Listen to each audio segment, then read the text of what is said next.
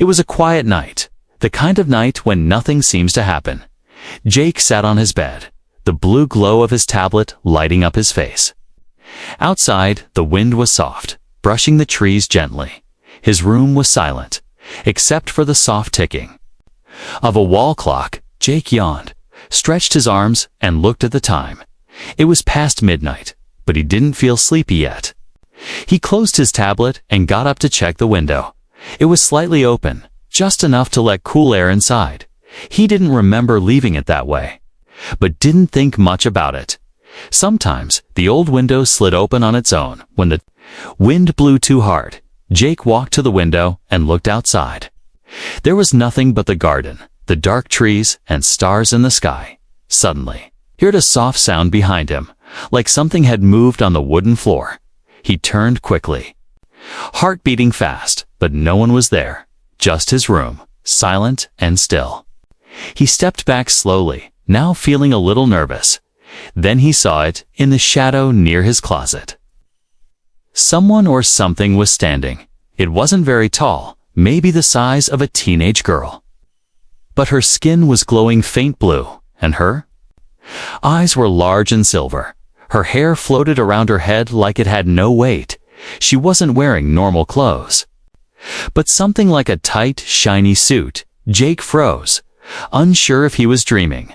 The girl didn't move, but she looked just as scared as he was. He took a step forward, and she stepped back. Then she raised her hand, slowly, not to attack, but like she wanted to show she meant no harm. Jake whispered, "Who are you?" The girl didn't answer, just tilted her head. Then she touched a glowing band on her wrist, and a soft voice came out of it. "Peace, I mean no harm," the voice said in broken English. Jake's eyes went wide. You're not human," he said. She nodded slowly, her eyes full of worry and fear. Jake looked at the open window and then back at her. "Did you come through my window?" The girl nodded again, but she looked like she was about to cry. She sat down on the floor, shaking. She looked hurt, or maybe just exhausted. Jake didn't know what to do. He wanted to scream, to call someone, to run. But something about the way she looked so lost made him stop. Instead, he walked slowly toward her and grabbed a bottle of water from his desk. He offered it to her. She stared at it for a moment, then took it carefully. She drank it quickly, like she hadn't had water in days. "Are you okay?" Jake asked. She looked up at him, and for the first time, she smiled a little. Then she tapped her wristband again, ran away, hiding, lost. The voice said. Jake sat on the floor across from her, trying to stay calm. "You're hiding? From who?" The girl looked toward the window, then pointed to the sky. "Bad people," the translator said. "They hunt me." Jake felt a chill run through his body. There was an alien in his room, and she was running from something dangerous. And now, that danger might be coming here. He looked outside again. The stars seemed peaceful, but suddenly he noticed a flicker, like something moved in the sky. Not a plane, not a bird, something fast and silent. "Are they coming now?"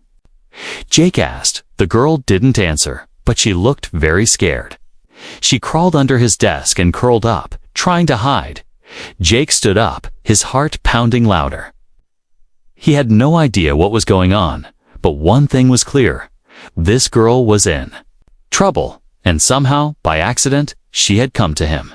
The window wasn't locked, and now nothing would ever be the same again. Jake didn't sleep that night. He sat near his desk, watching the alien girl hide in the shadows. Her glowing skin gave off a soft blue light, making his whole room feel like a dream. But it wasn't a dream. This was real. An alien girl was in his room, and she was scared. Jake whispered, "Do you have a name?" She tapped her wristband again, and the device made a soft beep. "Nira," the voice said. Jake nodded slowly. "I'm Jake." She repeated it in a quiet, soft voice. Jake. It was the first time she had spoken directly. Jake smiled. Little, nice to meet you. I guess Nira looked tired, her silver eyes blinking slowly. Jake noticed a small cut on her arm, glowing slightly. Are you hurt? He asked. Nira looked at her wound, then shook her head, but Jake could see she was weak. Maybe from running or hiding too long, he walked to his drawer, pulled out a first aid kit. He gently offered a bandage, but Nira looked confused. He showed her how to wrap it, and after a few seconds, she tried it herself. Her fingers were long and soft, and they moved carefully like a child learning something new. After a moment, Nira sat up straighter and pointed at his window. Ship broke. Crash, the translator said. Jake blinked. Your ship crashed. She nodded and held out her hand. A small round object floated above her palm. Looked like a broken piece of a machine. It blinked red and buzzed. Signal lost. Danger comes, it said. Jake didn't fully understand, but he knew it was serious. She was being hunted, and now she was stranded. Are they looking for you? Jake asked. Nira's eyes turned sad. Yes, destroy me. Take Crystal. Jake leaned forward. Crystal. Nira touched the center of her chest. A faint blue light glowed from beneath her skin. Inside, she said, power. Rare. They want it. Jake's heart pounded. He had seen movies about aliens, but nothing like this. It's a girl with a powerful crystal inside her body, and people were hunting her for it. He looked out the window again, feeling cold. What happens if they find you? He asked. Nira's voice was quiet. Earth. Not safe. They erase. Jake stood up in shock. They'll destroy Earth. She nodded slowly. Hide. Or all. Gone. Jake paced back and forth, trying to think. You need to stay. Hidden, he said, but for how long? Nira looked confused, not understanding the full question. Jake tried again. Will someone come for you? To help, she pointed at the sky. Family. Far. Can't hear. Signal lost. Jake remembered the red blinking on her small device. The crash must have broken her communication. She was truly alone. Suddenly, a low hum echoed outside. Jake ran to the window and peeked through the curtains. A small, floating drone, silver and round, hovered above the garden. Its red eyes scanned the ground slowly. Jake ducked back, whispering, They're here. Nira pulled her knees to her chest, trembling. Jake turned off the lights and unplugged everything. Darkness filled the room, and silence followed. The drone floated closer, shining a red light on the window. Jake held his breath. Nira didn't move. They waited, frozen in the dark. After a long minute, the drone turned and flew away. Jake peeked again. It disappeared into the trees. He sighed in relief, but the danger wasn't gone. They found your signal, he whispered. Nira looked at her broken device. Need, hide. Deep, no tech. She said. Jake thought hard. Where could they go? Somewhere with no electronics, no signal, no light. His eyes lit up. The forest. There was a deep forest at the edge of town. His grandfather used to take him there. No phones worked there, no cameras, just trees and old rocks. He looked at Nira. We'll go there. She looked unsure. Jake held out his hand. Trust me, she hesitated. Then placed her glowing fingers into his hand. A strange warmth filled Jake's skin. Almost like energy flowing through him. They moved fast, packing only what was needed. Jake grabbed snacks, water, a flashlight, and a warm jacket. He gave Nira his hoodie, and it looked oversized on her, but she smiled. She looked almost human now, just a quiet girl in a hoodie, hiding in the night. They stepped out the back door, staying low. Above them, stars blinked and clouds moved slowly. The drone didn't return, not yet. But Jake knew this was only the beginning. He wasn't just helping a lost girl anymore. He was now part of something much, much bigger. And he had no idea what was coming next. Jake and Nira moved through the darkness, staying close to fences and trees. The night felt colder now, and the stars above didn't seem peaceful anymore. Every shadow looked like danger. Every sound made Jake stop and listen. Nira walked silently beside him, her eyes scanning the sky, her steps light like air. They finally reached the edge of town, where the road ended and the forest began.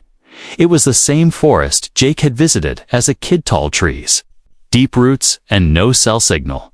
The perfect place to hide. Jake found a small hidden path, and they moved slowly into the woods. Branches scratched at their clothes, but they didn't stop. Nira's glowing skin was covered now by Jake's hoodie, but little sparks of light still peeked through. She looked tired, but she kept walking, never complaining.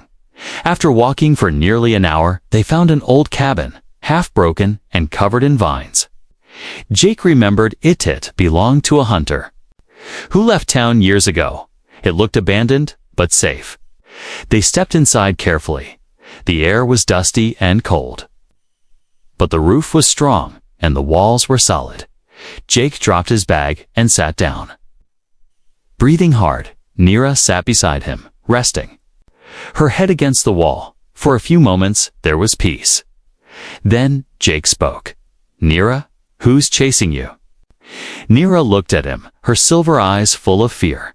She tapped her translator. "Faction. My people. But not good." Jake listened closely as her words came slowly through the device. "They want the crystal, not to protect, to control." She pointed to her chest. Jake remembered the faint blue glow deep under her skin. "It's not just power," she said. "It's a key." "A key to what?" Jake asked. She paused, then replied, "To the vault. Full of ancient tech." From before the stars, Jake's mouth went dry. "So, if they get it, they control many planets," Nira said, her voice shaking. Jake couldn't believe what he was hearing. A war over ancient alien technology, and it was hidden inside this girl. "Why did they put it in you?" he asked. "Chosen," she whispered. "I didn't agree. They forced it." Jake felt a chill. She was just a girl. Like him, maybe. A few years older, and now she was the key to something that could change the galaxy. "Is there anyone you trust?" he asked. Nira nodded slowly. "My mother. Part of the resistance. But far." She pulled out a broken disc from her pocket. "Shattered and burned message device," she said. "Destroyed in crash." Jake held the piece, turning it in his hands. "It can't be fixed." Nira shook her head. "Needs core power. I have only one charge. Must be careful." Suddenly, a loud buzzing filled the air.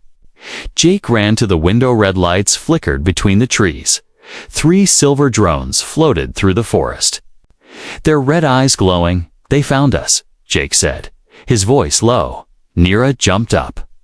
Breathing fast, she raised her wrist device and tapped quickly. A faint blue field surrounded them, like a bubble. "Cloak," she said, "but weak." Only few minutes. The drones hovered outside the cabin, scanning everything. One of them paused right in front of the window. Jake ducked, pulling Nira down with him. They held their breath, hiding in the shadow. The drone's eye glowed brighter. Jake's heart thumped so loud he thought the machine would hear it. But then it turned, slowly floated away. The buzzing faded into the distance. Nira's field blinked and vanished. "Cloak gone," she whispered. "They'll return with more." Jake stood up, pacing.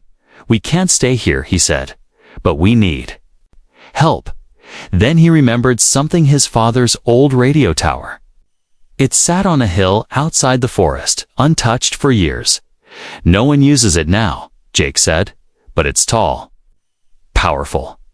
Nira looked up, interested. "You think?" "It can send a signal." Jake nodded. "If we power it up." Nira opened her palm and showed him a small silver chip. "Last energy," she said. "We can try." Jake grabbed his bag and threw a blanket around Nira. "We'll go at dawn," he said. "It's risky, but it's our only chance." She looked at him, and for the first time, there was hope in her eyes. "You? Not afraid?" Jake smiled a little. "Terrified," he said, "but I'm still here." That night, they stayed close in the cabin, two strangers from different worlds, now running together. The girl with a galaxy secret in her chest, and the boy who just wanted to help. In the sky above, more drones flew in quiet patterns. And far beyond, a dark ship moved toward Earth. The real hunters were on their way. The first light of dawn peeked through the trees. A soft golden glow touched the leaves, but the air stayed cold and heavy. Jake opened his eyes, still tired, but taut. Alert, Nira was already awake, sitting near the window with her knees pulled to her chest. She stared at the sky as if waiting for something or someone. Jake stood up and stretched. His back hurt from sleeping on the floor, but he didn't complain. They had no time to rest. Nira looked at him and gave a small nod. "Time to move," she said quietly. Jake packed the bag water bottles, flashlight, extra food, the last bandages. He also wrapped an old scarf around Nira's head to cover her glowing hair. With the hoodie, she looked almost human now. But her silver eyes still shined, impossible to hide. "Are you ready?" Jake asked. Nira held out the silver chip, their last hope to power the radio tower. "Ready?" she replied. They stepped out of the cabin. Keeping low, the forest felt different now, like it was watching them. Somewhere above, Jake heard the distant buzz of a drone. It was moving slow, like a predator hunting its prey. They followed a narrow path leading deeper into the woods. Jake remembered it from years ago. His grandfather once said, "This forest has secrets." Now he understood what that really meant. As they walked, Nira pointed to her wrist. "Scan coming," she warned. Jake pulled her down into a ditch covered with moss and leaves. They waited, breath held, as the drone passed overhead. Its red beam sliced through the air just inches above them. Suddenly, a low click sounded from the ground. Jake looked down and saw a small circular object, a tracker mine. Nira grabbed his arm and yanked him back just in time. Boom! A small explosion lit up the ditch, throwing dirt and light into the air. They ran, lungs burning, heart racing, behind them. More drones dropped from the sky like birds of metal. Red lights cut through the trees, scanning for life. Faster! Jake yelled, pulling Nira's hand. Branches slapped their faces, roots grabbed at their feet. But they didn't stop. Nira tapped her wrist and sent out a pulse. The trees around them shimmered. For a moment, the drones lost track, floating in circles above empty space. "It won't last," she said. Jake pointed ahead. There. The hill? At the top of the hill stood the old radio tower, tall and rusty. It leaned slightly, but still touched the sky. Beside it was a small shack that once held backup batteries and control switches. They ran toward it, boots slipping on. Wet leaves, Jake pushed open the shack. Door dust exploded into the air. Inside, broken panels, wires, and rusted tools covered the floor. "It's a mess," he said. Nira stepped forward, her eyes scanning the machines. "This will work," she said softly. "If we connect the chip here." Jake held the flashlight while Nira moved quickly. She opened a control box and slid the chip into a glowing port. The tower hummed. Lights blinked. A soft blue glow traveled up the tower's metal spine. Nira raised her wrist and sent a message. A high-pitched sound filled the air, followed by silence. "It's sent," she said. Now we wait, but they didn't have long. A loud roar echoed through the sky. Black ship broke through the clouds. It hovered above the forest, huge and terrifying. Drones poured from its belly like insects. "Red lights flashing. They found us," Jake said. Stepping back, Nira grabbed his hand. "We hold," she said. The radio tower glowed brighter. blue energy crackling around it from the sky. The alien ship fired a red beam. It struck the ground nearby, throwing trees into the air. Jake and Nira ran to the back of the shack, hiding behind thick rocks. The tower shook as the second blast hit its base, but the blue light didn't stop, climbed higher and higher into the clouds. Suddenly, Nira's wrist device beeped. She smiled, eyes wide, signal received. Resistance coming. Jake laughed out of pure relief. They heard you? Yes, she said. They're close. Minutes only. The alien ship prepared for one final strike. But before it could fire, a golden light cut through the sky. Another ship appeared, smaller, but faster. Its weapons glowing blue. It fired at the black ship, and an explosion rocked the sky. Jake held Nira as the ground shook. The drones flew in panic, now hunted instead of hunting. More resistance ships arrived, chasing the attackers back into space. And then, silence. The black ship vanished, and the sky turned calm again. Nira looked at Jake with tears in her eyes. You saved me, she whispered. Jake shook his head. No. We saved each other, but it wasn't over yet, because the resistance. Ship was landing, and Nira would soon have to choose, stay or leave. Smoke still rose from the forest floor. The air smelled like burnt metal and old leaves. The battle was over, but Jake's heart was still racing. He looked up at the resistance ship as it slowly landed in the open clearing near the old tower. Its silver body shimmered like glass. Soft blue lights pulsing gently. Not like the black ship this one felt. Alive, Nira stood beside Jake, silent and frozen. Tears slid down her glowing cheeks, but her face was calm. Jake could feel her hand trembling in his. They're here. She whispered, my people. But not the same ones. The ship opened, and a tall alien woman stepped out. Her skin was deep silver with violet patterns glowing under it. Her eyes locked onto Nira immediately. Child, she said through her own translator, you are safe now. Jake stepped back, not sure what to do, but Nira held onto his arm, not letting go. The alien woman walked slowly toward them. I am Illyria, commander of the resistance, she said, looking at Jake kindly. You must be the human who kept her alive. Jake nodded, still not sure how to speak. I just tried to help, he said. Commander Illyria smiled. Sometimes that is more powerful than any weapon. Nira stepped forward, letting go of Jake's hand. Shh. She hugged the commander tightly, tears falling again. I thought I would never see you again, she whispered. You're strong. Illyria replied, stronger than any of us knew. The two talked in their alien language for a moment. Gentle, musical sounds filled the air. Jake stood quietly, watching. He felt proud, but also a little empty. He knew what would come next. Nira would go home, and he'd stay here. Forgotten, Illyria turned back to Jake. She told me everything, she said, about the crash, the crystal, and your kindness. Jake looked down, feeling awkward. I didn't really do anything special, he muttered. Illyria raised an eyebrow. You risked your life to protect someone from another world. That's special. Nira walked back to Jake, holding something small in her hand. It was a silver orb, glowing softly with a faint hum. She placed it in Jake's palm. This is for you, she said. A gift. From my heart. Jake looked at it with wide eyes. What is it? It holds memory, she said. All our moments. Our talks, the walk, the cabin, the tower. Me, Jake blinked, stunned. If I ever forget. You won't, Nira smiled gently. But if you do, the orb will remind you.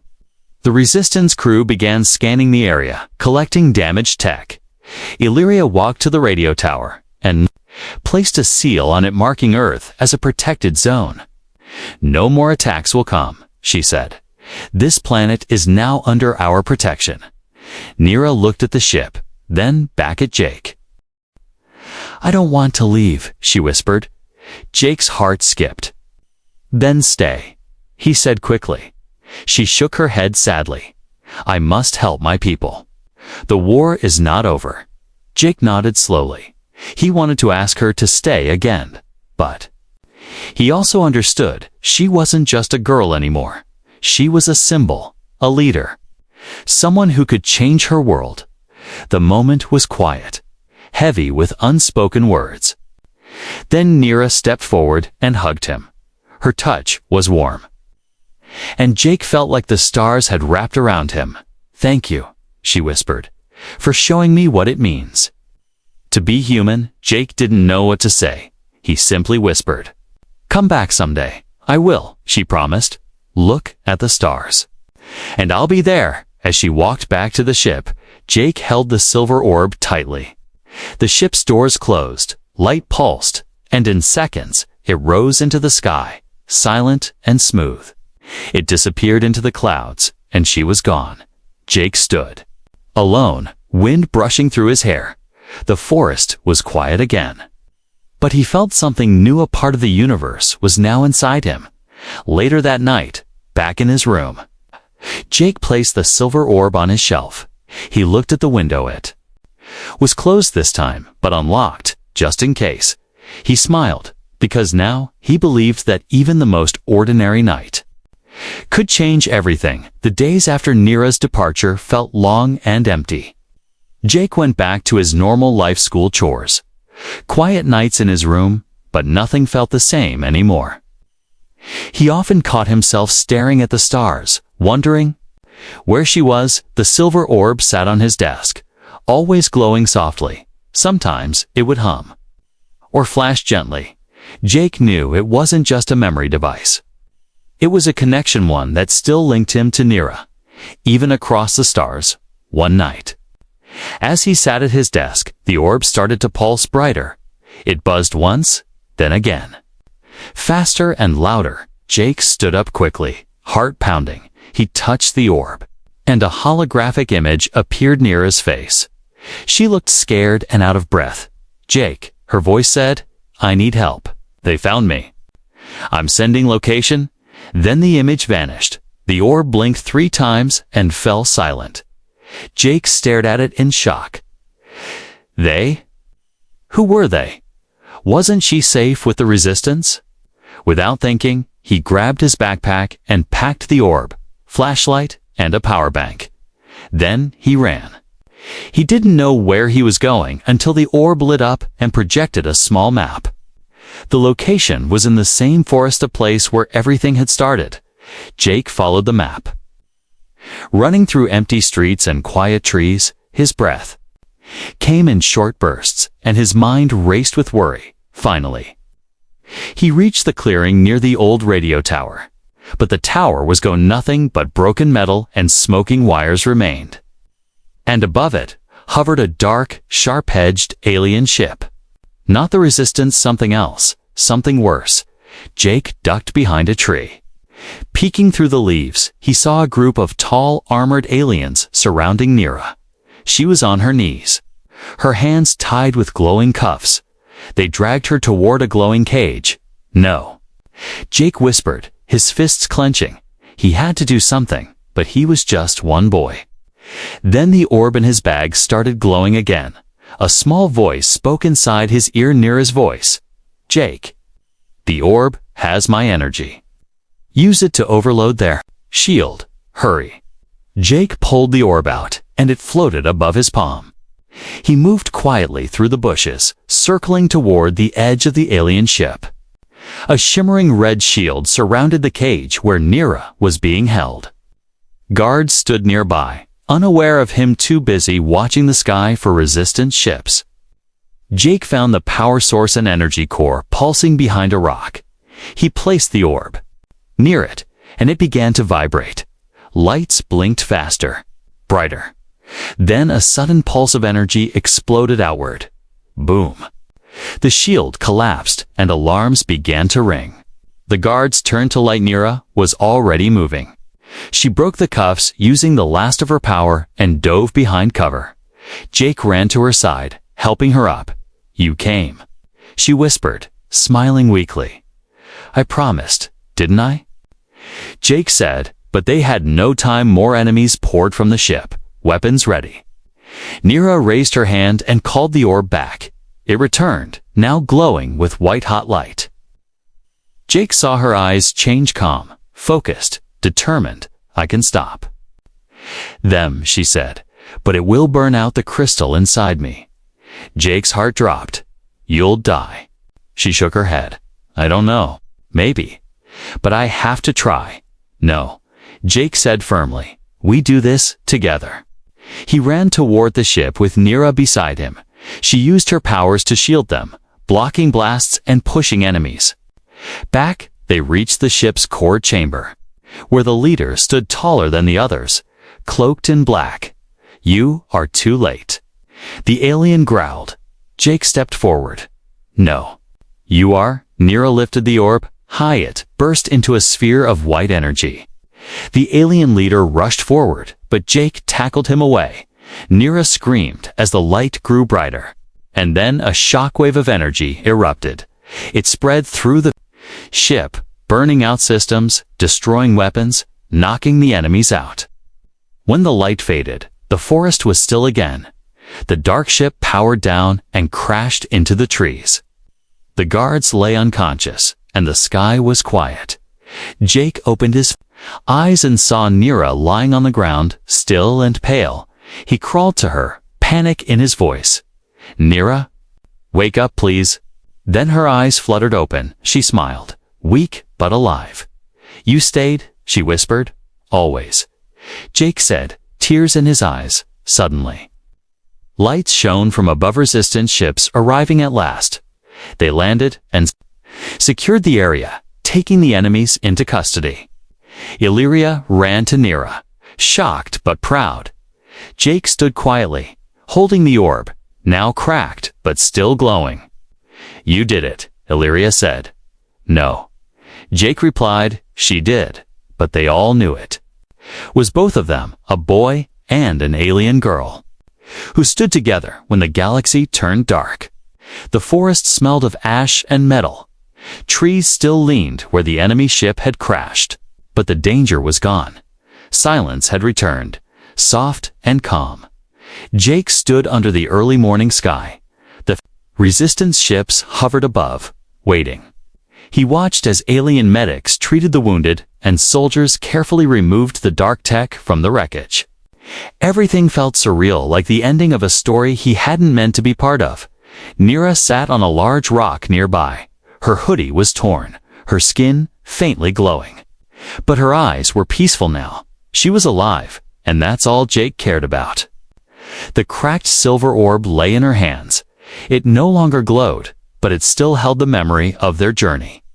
Illyria approached quietly, nodding to Jake. "You saved her." "Again," she said softly. Jake looked down. "I didn't do it alone." "You reminded her who she is." Illyria said, "That matters more than any weapon." Nira walked up to them, smiling weakly. "Fleet is ready," she said. "Time to go." Jake's heart sank, but he nodded. He knew she didn't belong here, not anymore. Nira held out the cracked orb, pressing it gently into Jake's hands. "I want you to keep this," she said. Jake shook his head. "It's yours."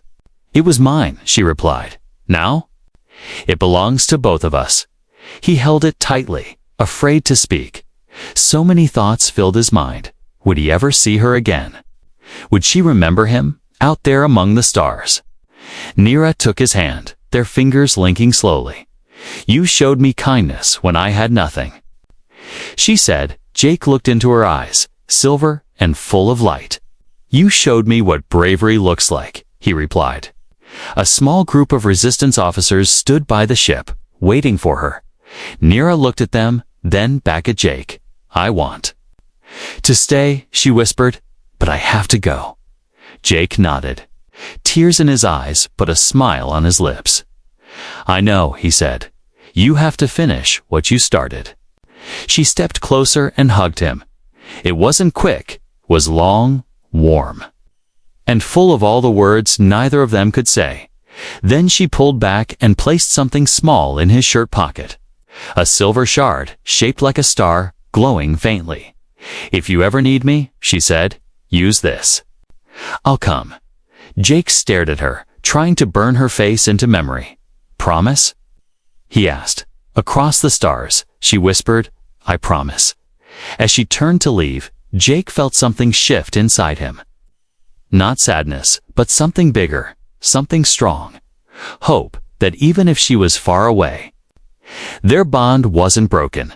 The ship opened with a soft hum. Nero walked up the ramp, turned one last time, and waved. Jake waved back, smiling through blurry eyes. Then the doors closed. The ship rose slowly. Blue light spinning beneath it, and, in a flash of white energy, it disappeared into the clouds. Gone, Jake stood there long after the ship had vanished, holding the cracked orb in one hand and the glowing shard in the other. The forest was silent again, but this silence felt different, peaceful, full of promise. Later that night, Jake sat back in his room. Everything looked the same, his desk, his books, his bed, but he was not the same. He placed the orb gently on his shelf and the star-shaped shard next to it. He looked at the window, still unlocked, still open just a little, and he smiled.